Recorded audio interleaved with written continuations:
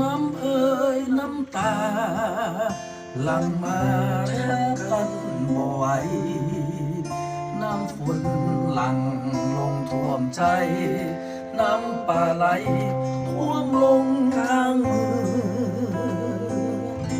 บ่ทันตั้งตัวไหลลมหัวใจสะเทือนน้ำฝนน้ำป่าน้ำเขื่อนพัดเอาเมือนพี่น้องประสาเห็นอกเห็นใจอุทกภัยในแผ่นดินลาว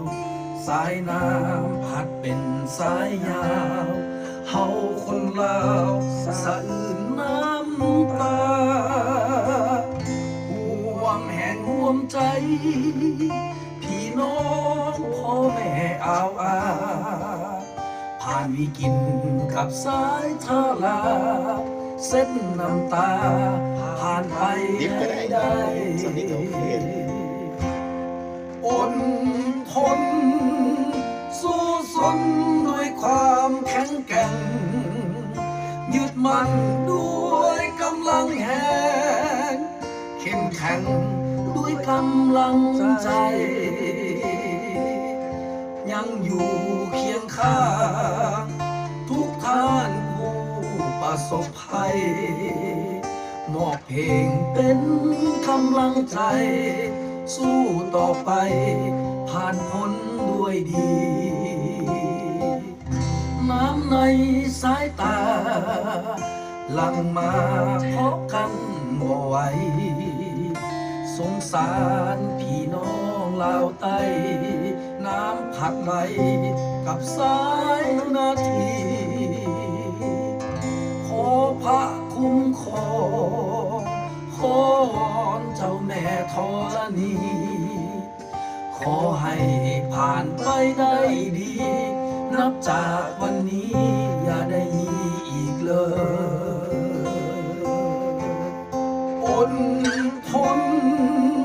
สู้สนด้วยความแข็งแกร่งยึดมั่นด้วยกำลังแห่งเข้มแข็งด้วยกำลังใจยังอยู่เคียงข้างทุกท่านผู้ประสบภัยมอบเพลงเป็นกำลังใจ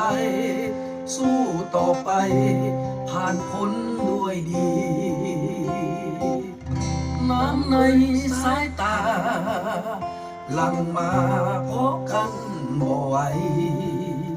สงสารพี่น้องลาวใต้น้ำพัดไหลกับสายนาทีขอพระคุ้มครองขอวอนเจ้าแม่ธรณีขอให้ผ่านไปได้ดีนับจากวันนี้อย่าได้มีอีกเลย